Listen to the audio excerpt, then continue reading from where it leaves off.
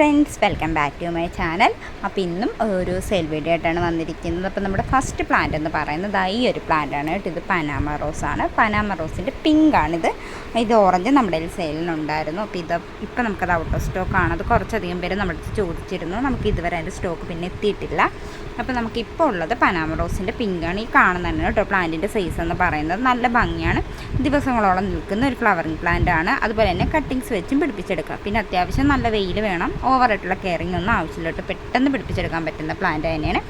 അടുത്തായിട്ട് കാണിക്കുന്നത് നമ്മുടെ പവിഴമല്ലിയാണ്. ഇത് തന്നെയാണ് പ്ലാന്റിൻ്റെ സൈസ്. ചിലതൊക്കെ മുട്ട് വന്ന് തുടങ്ങിയിട്ടുള്ള പ്ലാന്റ്സ് ആണ്, ചിലതൊക്കെ പൂവിട്ടിട്ടുണ്ട്, ചിലതൊക്കെ ഫ്ലവറിങ് ആയി തുടങ്ങുന്നതേ ഉള്ളൂ. നല്ല ഹെൽത്തി പ്ലാന്റ്സ് തന്നെ കേട്ടോ. ഇതും നല്ല വെയിൽ വേണ്ടുന്ന ഒരു പ്ലാന്റാണ്. അതുപോലെ തന്നെ കട്ടിങ്സ് വെച്ച് പെട്ടെന്ന് തന്നെ പിടിപ്പിച്ചെടുക്കാൻ പറ്റുന്ന ഒരു പ്ലാന്റ് തന്നെയാണ്. ഓവറായിട്ടുള്ള കെയറിങ് ഒന്നും വേണ്ട ഈ ഒരു പ്ലാന്റിന്. ഇതും നമുക്കിപ്പോൾ സെയിലുണ്ട്. അടുത്ത നമ്മുടെ സ്നോ റോസാണ് കേട്ടോ. സ്നോ റോസിൻ്റെ 2 കളർ നമുക്കിപ്പോൾ അവൈലബിൾ ആണ്. അപ്പോൾ ഫസ്റ്റ് ഇതായി കാണുന്ന വൈറ്റാണ്. ഇത് മൾട്ടി പെറ്റൽസ് ആണ്. പിങ്ക് ഉള്ളത് സിംഗിൾ പെറ്റൽസിൻ്റെ ആണുള്ളത്. നല്ല ഭംഗിയുണ്ട് കേട്ടോ. ഇതും കുറേ ദിവസങ്ങളോളം പൂക്കൾ നിൽക്കുന്നൊരു പ്ലാന്റാണ്. അതുപോലെ തന്നെ എന്നും പൂക്കൾ തരുന്നൊരു പ്ലാന്റ് കൂടെയാണ്.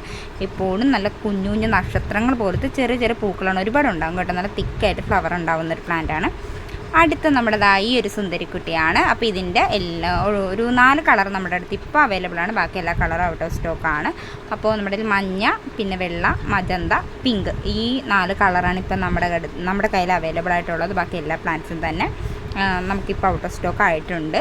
അതുപോലെ തന്നെ ജിഫിയിലായിരിക്കും കേട്ടോ ഈ ഒരു പ്ലാന്റ് കിട്ടുന്നത്. ജിഫിയിൽ തരുന്ന പ്ലാന്റാണ്. അത്യാവശ്യം നല്ല ഹെൽത്തി ആയിട്ടുള്ള പ്ലാന്റ് തന്നെയാണ്. നല്ല റൂട്ടൊക്കെ ഉള്ള പ്ലാന്റാണ്.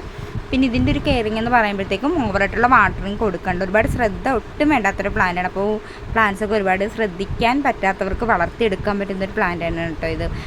എപ്പോഴും വെള്ളം ഒഴിക്കേണ്ടല്ലോ, വല്ലപ്പോഴും കൂടെ മാത്രം വെള്ളം കൊടുത്താൽ മതി. നല്ല രീതിയിലുള്ള ഫ്ലവറൊക്കെ ഉണ്ടാകുന്ന ഒരു പ്ലാന്റ് തന്നെയാണ്. നമുക്ക് തന്നെ അതിൽ നിന്ന് തന്നെ തൈകൾ പെട്ടെന്ന് ഉണ്ടാക്കിയെടുക്കാനും കൂടെ പറ്റുന്ന ഒരു പ്ലാന്റാണ് കേട്ടോ.